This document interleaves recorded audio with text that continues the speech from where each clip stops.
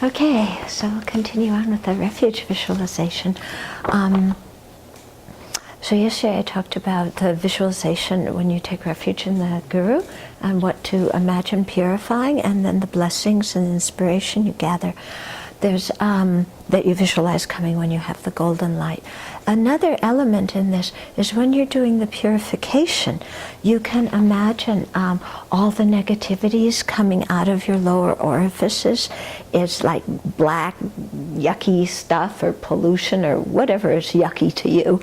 Okay, and then it comes out of, these are all your negativities manifesting in that form, all the negative karma from beginningless time, and especially the negative karma created in relationship with our spiritual mentors.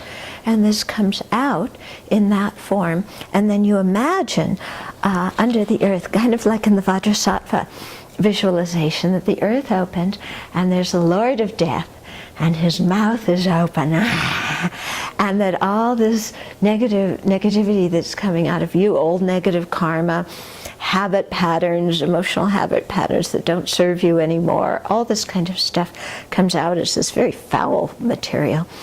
And to the Lord of Death, it's like delicious ice cream. You know?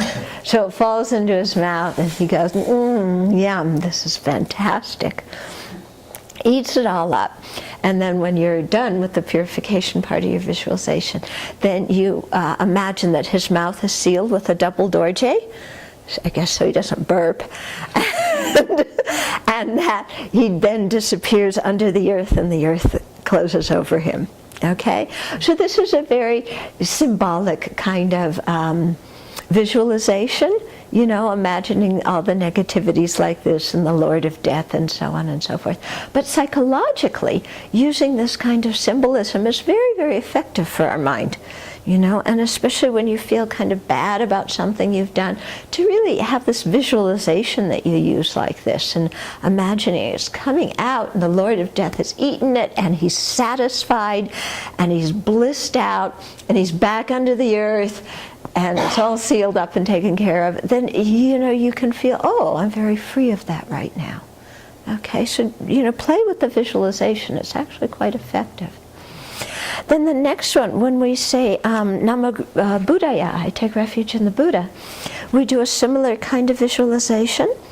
First the white light coming and purifying, you know, and then, you know, with the Lord of Death like that. And then the yellow light coming, or golden light coming, and giving us, filling us with the faculties and the inspiration of the Buddha's body, speech, and mind.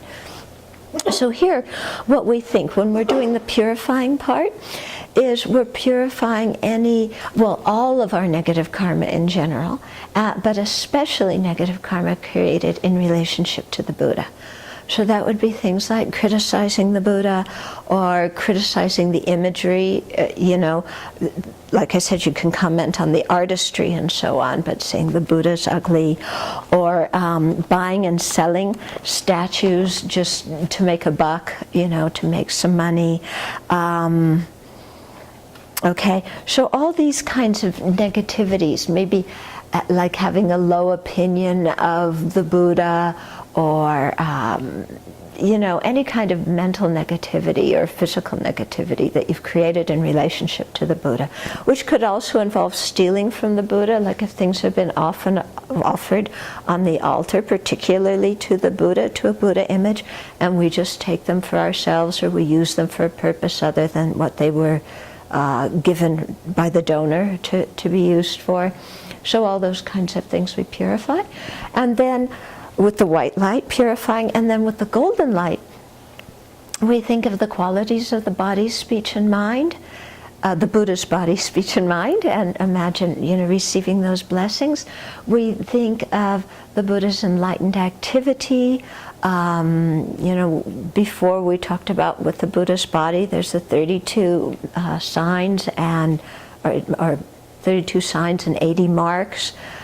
With his speech, there's the 60 or sometimes 64 qualities, you know, of how the Buddha's speech is effective and melodious and communicates well. And then, of course, the Buddha's mind, you have the 4 fearlessnesses, the 10 powers, the 18 unshared qualities, all sorts of abilities of the Buddha's mind. And so we think about those, and as the golden light is coming, we imagine that we are inspired by them and receive those qualities into our own mind stream. Okay? And it's not only us, but the golden light and again the white light purifying into all the sentient beings around us.